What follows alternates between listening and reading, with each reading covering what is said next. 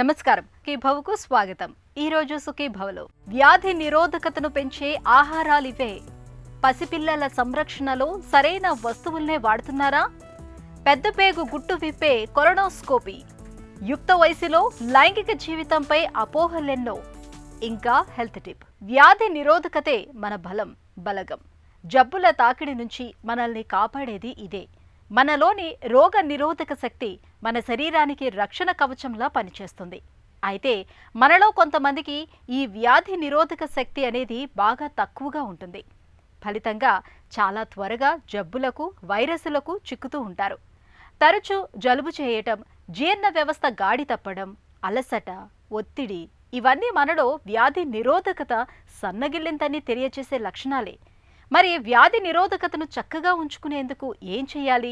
ఇందుకు చక్కటి ఆహారపు అలవాట్లను పాటించడం ఒక చక్కటి పరిష్కారం. వ్యాధి నిరోధకతను పెంపొందించే ఆహార నియమాల గురించి ఇప్పుడు తెలుసుకుందాం. జలుబు చేసినప్పుడు మందులు వాడినా వాడకున్నా వారం 10 రోజుల్లో దానంతటదే తగ్గిపోవడం మనకు తెలిసిందే. అలాగే దగ్గు, జ్వరం, చర్మంపై పుండ్లు, కోతలు, గాయాలు కూడా రోజులు గడిచే కొద్దీ వాటంతట అవే తగ్గిపోతుంటాయి.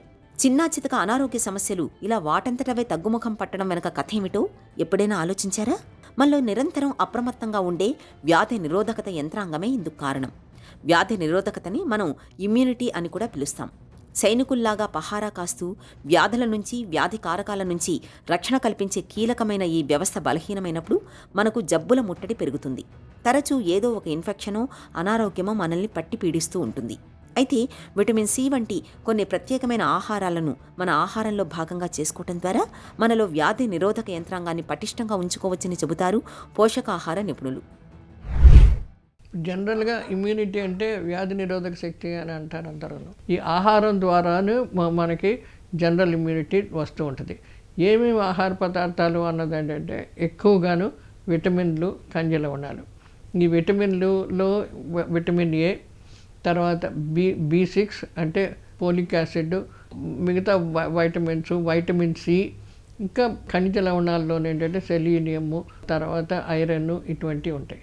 ఈ విటమిన్లు, ఈ ఖనిజ లవణాలు ఉన్న ఆహార పదార్థాలు తీసుకొని జనరల్ బ్యాలెన్స్డ్ డైట్ అంటే సమతులిత ఆహారం మనం తీసుకోగలిగితే ఈ వ్యాధి నిరోధక శక్తిని జాగ్రత్తగా కాపాడుకోగలుగుతాం. ఇలా తీసుకోవడం వలన మనకి ఏ రకమైన ఇప్పుడు ఒకటే ఇంట్లో కానీ ఒకటే ప్రదేశంలో కానీ ఈ ఎన్నో రకాల జనరల్గా ఒక ఎపిడమిక్స్గా వచ్చిన జబ్బుల్ని అందరికీ రావు. కొంతమందికి వస్తాయి, కొంతమందికి రావు. ఒక ఇంట్లోనే 4గురికి వస్తే 2కి రావు. అది ఎందుకు? వీళ్ళకి జనరల్గా వీళ్ళ యొక్క శరీరంలో వ్యాధి నిరోధక శక్తి బాగా పెంచింది. వాళ్ళు తినే ఆహారం, వాళ్ళు చేసుకునే దినచర్య కార్యక్రమాలు బట్టి వాళ్ళకి స్ట్రెంగ్త్ ఎక్కువ వస్తుంది కాబట్టి వాళ్ళకి రాదు. ఈ డిఫరెన్స్ చూసుకొని మనం జాగ్రత్తగా తీసుకోవాల్సిన అవసరం చాలా ఉంది. జబ్బు పడ్డప్పుడు, ఆపరేషన్ జరిగి ఆసుపత్రిలో ఉన్నప్పుడు మనం త్వరగా కోలుకోవడానికి వీలుగా పండ్లు, పండ్ల రసాల్ని ఎక్కువగా తీసుకుంటాం. ఈ పండ్లు, పండ్ల రసాల్లో సమృద్ధిగా లభించే విటమిన్ సి మనలోని ఇమ్యూనిటీకి మరింతగా ఊతమిస్తుంది. మనల్ని వేగంగా కోలుకునేలా చేస్తుంది. అందుకే విటమిన్ సిని డాక్టర్ సి అని కూడా పిలుస్తారు వైద్యులు. వ్యాధి నిరోధకత బలహీనంగా ఉన్నప్పుడు, తరచూ ఏదో ఒక ఇన్ఫెక్షన్ సోకుతున్నప్పుడు తరచూ నిమ్మజాతి పళ్లను తీసుకోవాలి. విటమిన్ సి లభించే పళ్లతో పాటు యాంటీ ఆక్సిడెంట్ పోషకాలు సమృద్ధిగా లభించే గ్రీన్ టీని నిత్యం తీసుకోవడం చాలా మంచిది. అలాగే చికెన్ సూప్ కూడా. చికెన్ సూప్కు మనలో వ్యాధి నిరోధకతను పటిష్టం చేసే గుణాలు ఉన్నట్లు అనేక పరిశోధనలు చెబుతున్నాయి. ఈ నేపథ్యంలో తరచూ చికెన్ సూప్ను సేవించడం వల్ల మనలో వ్యాధి నిరోధకత సన్నగిల్లకుండా చూసుకోవచ్చు. బి కాంప్లెక్స్ వైటమిన్స్ మనకు రావాలనుకుంటే మనకి మొలకెత్తిన గింజ ధాన్యాల్లో కానీ, తర్వాత కొంత ఎక్కువగా ఆకుకూరల్లో ఉంటాయి, పండ్లలో ఉంటుంది, పొట్టుతో ఉన్న పదార్థాలు అంటే వాటిల్లోనూ ఇలాంటి బి కాంప్లెక్స్ దొరుకుతూ ఉంటుంది. అందుకని తక్కువ మరపెట్టిన బియ్యం తింటూ ఉంటే మంచిది. రోజు ఆహారంలో కనీసం ఒక 100 గ్రాముల ఆకుకూరలు, ఒక 100 గ్రాముల పండ్లు తీసుకోవాలి. ఏదో రకమైన పండ్లు తీసుకుంటే దానికి మనకి దాంతోపాటు తొక్కుతో ఉన్న పండ్లు అలాంటివి తిన్నారనుకోండి, యాపిల్ అని ఇలాంటి, ఇప్పుడు మన బత్తాకాయ ఇలాంటి వాటితో తొనలతో పాటు మళ్ళీ రసం తీయకుండా, ఆ తొనలో పైన తొక్క తీయకుండా అలా తింటే మన దాంట్లో ఫైబర్ వస్తుంది. కాబట్టి కార్బోహైడ్రేట్స్తో పాటు అందులో ఫైబర్ కూడా ఎసెన్షియల్. కాన్స్టిపేషన్ రాకుండా కూడా ఉంటుంది కాబట్టి ఇలాంటివి తీసుకోవడం మంచిది. సో వీటిల్లో కూడా చాలా మటుకు బి కాంప్లెక్స్ వైటమిన్స్ మనకి ఎక్కువగా దొరుకుతూ ఉంటాయి. ఇలాగా జాగ్రత్త ఆహార పడుతూ తర్వాత కొన్ని మాంసకృతుల్లో ఎక్కువగా మనకేమో రెడ్ మీట్ అంటాం, బీఫ్ కానీ మటన్ కానీ ఇటువంటివన్నీ వాడడం చాలా తక్కువ చేసుకోవాలి. కోడి మాంసం వాడుకోవచ్చు, కోడిగుడ్డు వాడచ్చు, తర్వాత ఇంకేదైనా సీ ఫుడ్ సముద్రపు చేపలు ఏదైనా సరే, చేపలు కానీ రొయ్యలు కానీ ఇటువంటి వాటిలో ఐడిన్ కూడా ఉంటుంది, దానికి వ్యాధి నిరోధక శక్తి బాగా పెంచుతూ ఉంటుంది. ఈ సోయా బీన్స్ కానీ ఈ ఓట్స్ కానీ ఓట్ మీల్ కానీ ఇటువంటివి కూడా వాడుకుంటూ ఉంటే దాంట్లో మనకి పీచు వస్తూ ఉంటుంది. ఈ రకంగా తీసుకోవడం వలన మన వ్యాధి నిరోధక శక్తి బాగా పెంచుతూ ఉంటుంది. బరువు మటుకు చాలా మటుకు ఒక వయసుకు తగ్గ బరువు, హైట్కి వెయిట్ తగ్గ బరువు ఉంటే ఆరోగ్యకరంగా ఉంటారు. మాంసాహారాన్ని బాగా ఇష్టపడేవాళ్ళు చికెన్, మటన్ వంటి వాటికి బదులుగా సీ ఫుడ్స్ని తీసుకోవడం చాలా మేలు.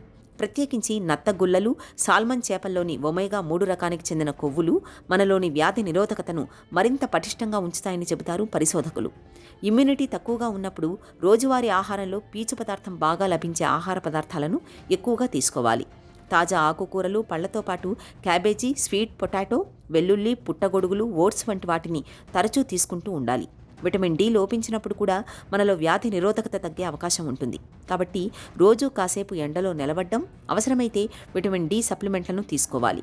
ఇలా అన్ని రకాలుగా తగిన జాగ్రత్తలు తీసుకోవడం ద్వారా మనలో వ్యాధి నిరోధకత సన్నగిల్లకుండా చూసుకోవాలి. హెల్త్ న్యూస్ మీకోసం. పాపాయి పుట్టగానే తన కోసం బోలెడి బొమ్మల్ని తెచ్చిస్తాం. ఖరీదైన లోషన్లు, క్రీములు కొన్ని రాస్తాం. జ్యూసు, పాలు, నీళ్లు తాగటానికి ప్రత్యేకంగా సీసాలు పెడతాం. అంతా బాగుంది, కానీ ఇవన్నీ మంచివేనా అంటే కాదనే చెబుతున్నాయి పలు అధ్యయనాలు. ఇవన్నీ హానికారక రసాయనాలతో తయారవుతున్నాయని, పిల్లలకు హాని చేస్తాయని వైద్యులు హెచ్చరిస్తున్నారు. ముఖ్యంగా వీటి వినియోగంతో చర్మ, నాడీ సంబంధిత సమస్యలతో పాటు క్యాన్సర్ వంటి వ్యాధులు కూడా వచ్చే ప్రమాదం ఉందని అధ్యయనాల్లో తేలింది.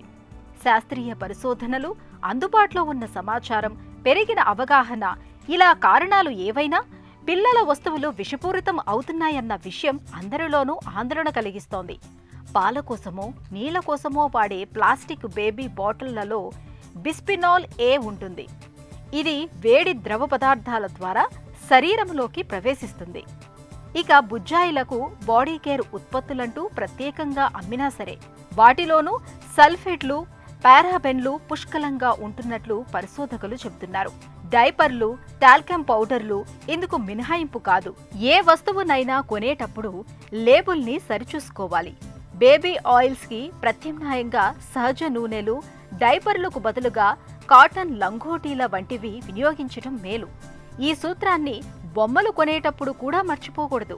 ఎందుకంటే వాటిల్లో లెడ్, టాలెట్స్, BPA, PVC తదితర హానికారక రసాయనాలు ఎక్కువగా ఉంటున్నాయి. ఇక ప్లాస్టిక్ బాటిళ్లకు బదులుగా స్టీల్, గాజు రకాల్ని ఎంచుకోవటం మరీ మంచిది. అలాగే ఏ వస్తువు కొన్నా తప్పనిసరిగా 1-2 సార్లు శుభ్రం చేశాకే ఉపయోగించటం అన్ని విధాలా మేలు. మన పొట్ట ఒక పెద్ద సంశయాల పుట్ట. ఓ పూట ఎక్కడో నొప్పిగా ఉంటుంది, మరో పూట తిన్నది అరిగినట్టుగా అనిపించదు. ఒక్కో రోజు పొట్టంతా బరువుగా ఉంటుంది, మెల్లి తిప్పినట్లుగా నొప్పి బాధిస్తూ ఉంటుంది. అయితే విరేచనాలు లేదంటే మలబద్ధకంతో బాధపడుతూ ఉంటారు. పొట్టలో తలెత్తే ఇలాంటి సమస్యల ఆనుపానుల్ని తెలుసుకునేందుకు ఒకప్పుడైతే మన ముందు ఎలాంటి పరిష్కారం ఉండేది కాదు. అయితే కొలనోస్కోపీ అందుబాటులోకి వచ్చాక పొట్టలో ఆమూలాగ్రం అణువణువును నిశితంగా పరిశీలించడానికి వీలవుతుంది. అంతేకాదు ప్రమాదకరమైన క్యాన్సర్ల ఆనవాళ్లను సైతం ముందుగానే పసిగట్టగలుగుతున్నారు.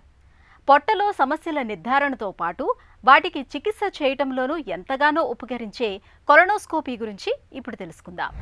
పెద్ద పేగుని పరీక్ష చేసుకుంటానికి ఒక ట్యూబు, ఆ ట్యూబ్ చివరిలో ఒక కెమెరాతో మొత్తం పెద్ద పేగుని పరీక్ష చేసుకునే అవకాశం ఉంటుంది. మలద్వారం నుంచి ఈ ట్యూబ్ లోపలికి పాస్ చేసి పెద్ద పేగులో మొత్తాన్ని చిన్న పేగులో చివరి భాగమైన టెర్మినల్ ఇలియం వరకు మనం సూక్ష్మంగా చూసుకునే అవకాశము ఒక కెమెరాతో మనకి కల్పిస్తుంది ఈ కొలనోస్కోపీ అనే టెస్ట్. ఈ కొలనోస్కోపీ అనేది బేసికలీ 2 రకాలుగా, most of the time patient comfort కోసం మైల్డ్ సెడేషన్ ఇచ్చి ఒక 10 to 15 మినిట్స్లో ప్రొసీజర్ అయ్యేటట్టుగా మనం చూసుకుంటాము. నొప్పి ఉంటుంది అనేది కొంతమందిలో భయం ఉంటుంది. కొలనోస్కోపీ వల్ల నొప్పి లేకుండా అండర్ సెడేషన్ చేసుకోగలిగితే షార్ట్ జనరల్ అనెస్థీషియా, ఆ 15 to 20 మినిట్స్ మాత్రమే అనెస్థీషియా ఇచ్చి ఈ కొలనోస్కోపీ చేసుకుంటే పెదపేగు లోపల ఏ చిన్న చిన్న ప్రాబ్లమ్స్ ఉండా మనకి తెలుసుకునే అవకాశం చాలా ఎక్కువగా ఉంటుంది. కొలనోస్కోపీ అనేది మెయిన్గా పెద్దపేగులో ఏ ప్రాబ్లమ్స్ ఉండా మనం కనుక్కోవడానికి చేస్తాం జరుగుతుంది. కొలనోస్కోపీ జనరల్గా మలంలో రక్తం వస్తుంది అని ఎవరన్నా కంప్లైంట్ చేసినా కొలనోస్కోపీ చేస్తాం.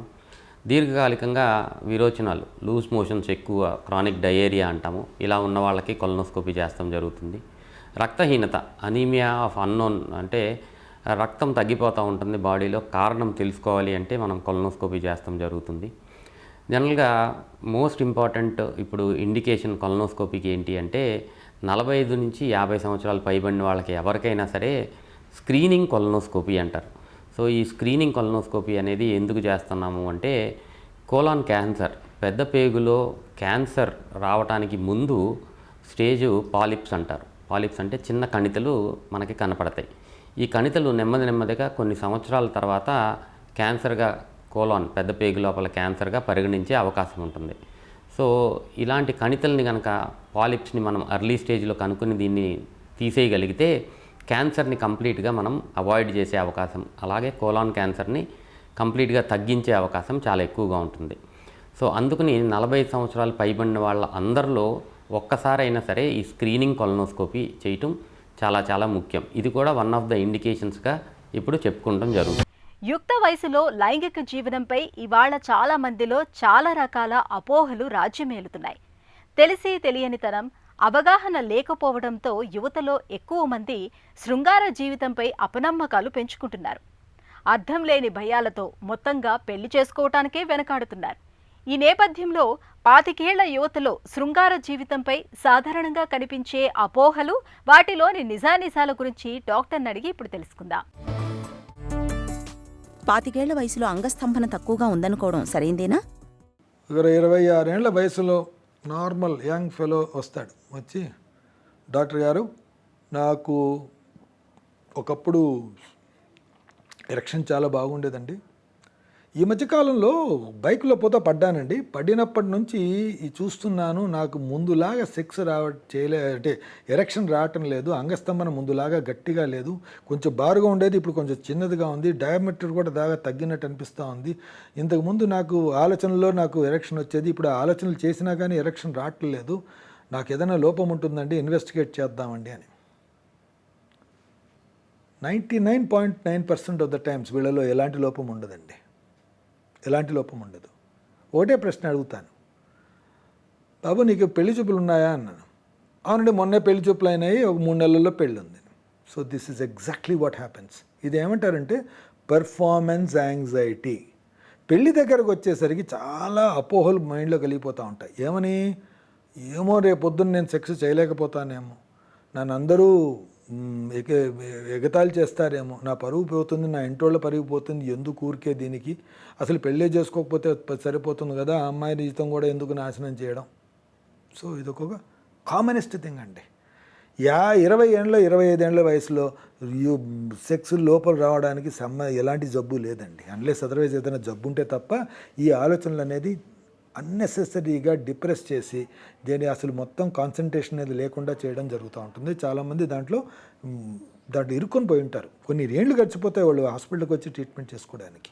చాలామంది పెళ్ళిళ్ళు కూడా క్యాన్సిల్ చేయడం జరిగింది. పెళ్లికి ముందు పటుత్వ పరీక్ష చేయించుకోవాలనుకోవడం సరైందేనా? చాలామంది అనుకుంటారు నేను దీనికి వెళ్తున్నాను, పెళ్లి చేసుకోబోతున్నాను, నాకు అన్ని చెక్ చేసి అంత నార్మల్గా ఉన్నానో లేదో చెప్పండి. ఏం చెప్పాలి, ఏంటి నార్మల్సీ అంటే మీలో ఏమైనా లోపం ఉందా? నాకేం లోపం లేదండి, కానీ మీరు చెక్ చేసి చెప్పండి, రేపొద్దున నేను చెక్ చేయగలుగుతానా, నాకు పిల్లలు పుడతారా? దానికి అలాంటి టెస్టులు ఏం లేవండి. There are so many times ఒక కపుల్ తీసుకొని వస్తారు, వీళ్ళు సరిగా చేసుకోవట్లేదు, మీరు నాకు ఇన్వెస్టిగేట్ చేసి చెప్పండి ఈ అబ్బాయి పనికొస్తాడా లేదా. ఇది చాలా చాలా చాలా కష్టమైన టెస్ట్ అండి. అలాంటి టెస్ట్ అనేది లేదు. అంటే అంగం అనేది చూడ్డానికి నార్మల్గానే ఉండొచ్చు, ఏదైనా ఇంజెక్షన్ వస్తే దాంట్లో ఎరెక్షన్ రావచ్చు, అన్నంత మాత్రాన తను ఆ రోజు నార్మల్గా సెక్స్ చేయగలుగుతాడన్న గ్యారంటీ ఎవరు చెప్పలేరు.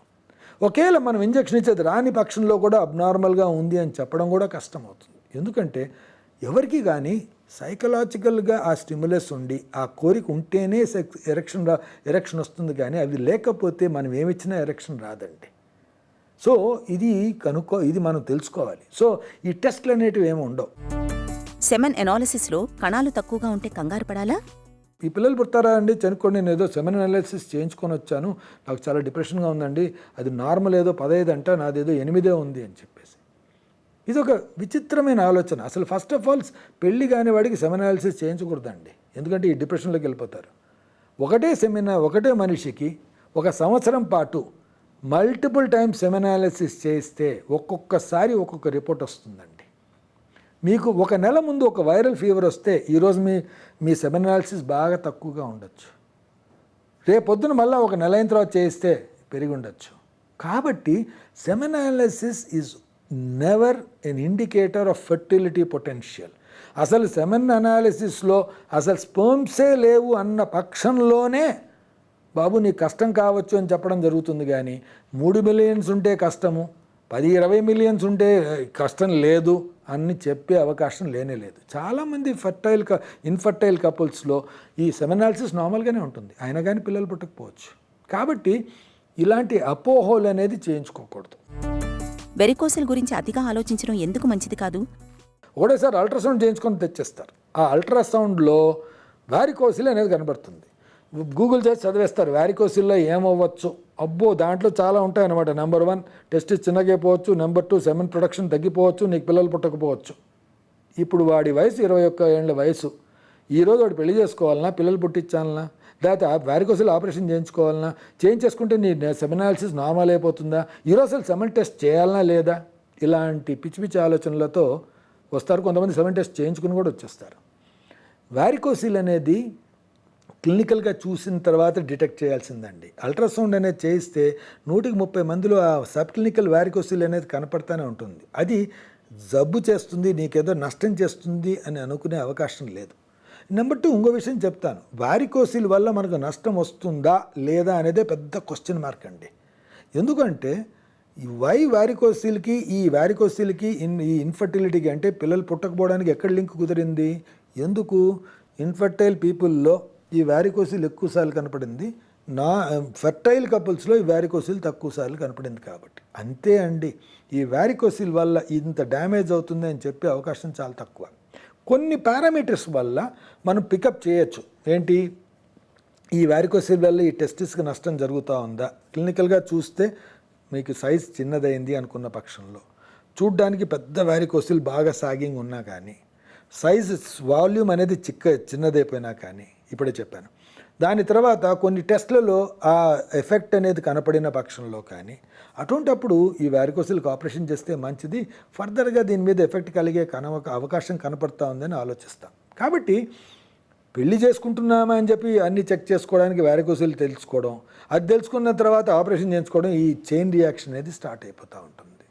సో ఈ అపోహలు, ఫస్ట్ ఆఫ్ ఆల్ నేను చేస్తానా లేదా, నాకు పిల్లలు పుడతారా లేదా, నేను నార్మల్గా ఉన్నానా లేదా, నేను నార్మల్గా ఉండడానికి ఈ టెస్టులన్నీ చేయించుకుంటే నార్మల్గా ఉన్నాయని చూపిస్తుందా లేదా, ఇవన్నీ పెద్ద అపోహలండి. పెళ్లైన కొత్తలో కొంతమంది యువకులు దాంపత్యంలో విఫలం కావడానికి కారణాలేంటి? ఇన్నేళ్ళు ప్రపంచంలో ఎవరు ఇలాంటి టెస్టులు చేయించుకొని పెళ్ళిళ్ళు చేసుకోలేదు. మీలో లోపం ఏమైనా ఉందా, మీలో చూడ్డానికి లోపం ఏమైనా ఉందా, మీకు సెక్స్ చేసుకునే కోరిక ఉందా, కోరిక ఉన్నప్పుడు మీకు అంగస్తంభన సరిగా జరుగుతూ ఉందా, మీరు మాస్టర్బేట్ చేసుకోగలుగుతున్నారా? ఇంకో ఎగ్జాంపుల్, చాలామందికి నేను సెక్స్ చేయడానికి వెళ్ళానండి, మొన్నే పెళ్ళైంది, సెక్స్ చేయడానికి వెళ్తే నాకు అసలు జరగలేదు, నేను చేయలేకపోయాను, అసలు నాకు రావట్లేదు అక్కడ. సరే, నువ్వు ఇంట్లో ఎప్పుడైనా నువ్వు ఎప్పుడైనా మాస్టర్బేట్ చేసుకుంటావా, హస్తప్రయోగం లాంటిది చేసుకుంటావా? అప్పుడు చేసుకుంటానండి, అప్పుడు బాగుంటుంది, నాకేం ప్రాబ్లం లేదు, సెమెన్ కూడా బయటకు వస్తుంది, ఐ ఫీల్ గుడ్ ఆల్సో. అంటే ఏమని అర్థం? ఇక్కడ ఉంది, నీ సిస్టమ్ కరెక్ట్గానే పనిచేస్తూ ఉంది, కానీ అక్కడ చేయాల్సిన చోట నీకు ఆ టైంలో నీకు అది క్లిక్ అవ్వట్లేదు, అంతే తప్ప. So it's all these things are psychological problems అండి. Majority of the times they are driven. ఇవన్నీ ఏం చేస్తాయంటే ఒక మనిషిని డ్రైన్ చేసేస్తాయి. అది ఏంటి, ఏ వయసులో అయితే వాడు కాన్సన్ట్రేట్ చేసి వాడి కెరీర్ మీద ఎక్కడో చూడాలనో, ఇవన్నీ వాడిని డ్రైన్ చేసేసి దేనికి పనికి రాకుండా చేయడం జరుగుతూ ఉంటుంది. చాలామంది వాళ్ళు కెరీర్నే మిస్ చేసుకునే అవకాశం ఉంటుంది. కాబట్టి ఈ అపోహలకు పోకండి. ఇన్ని ప్రపంచంలో ఇన్ని రోజులు ఎలా ప్రపంచం నడిచిందో ఇప్పుడు కూడా అలానే నడుస్తూ ఉంది. మనకు అనవసరంగా ఇన్ఫర్మేషన్ ఎక్కువగా తెలిసి ఏ ఇన్ఫర్మేషన్ మనం కరెక్ట్గా డిసిఫర్ చేయాలో తెలియక మనం మదన పడిపోతున్నామని మన అవకాశం. కాబట్టి see the problem as a problem. ఆ ప్రాబ్లం గురించి చూడండి, అంతేగాని ప్రాబ్లంని ప్రిడిక్ట్ చేసుకొని చూసుకోవడం అనేది చాలా తప్పవుతుంది. యుక్త వయసులో శృంగార సామర్థ్యానికి సంబంధించిన సమస్యల్లో చాలా వరకు మానసికమైనవే ఎక్కువగా ఉంటాయి. నిపుణులైన డాక్టర్ల వద్ద ఒకసారి కౌన్సిలింగ్ తీసుకుంటే చాలు ఈ అపోహల గండాలను సులువుగానే గట్టెక్కచ్చు. ఇక ఈరోజు కార్యక్రమాన్ని ముగించే ముందు ఒక చిన్న చిట్కా మీకోసం. గ్యాస్ ట్రబుల్ బాధలు తీవ్రంగా ఉన్నప్పుడు దాల్చిన చెక్కను పొడి చేసి దానికి కొద్దిగా నిమ్మరసాన్ని కలిపి తీసుకుంటే మంచి ఫలితం ఉంటుంది. గ్యాస్ బాధలు క్రమంగా తగ్గుముఖం పడతాయి.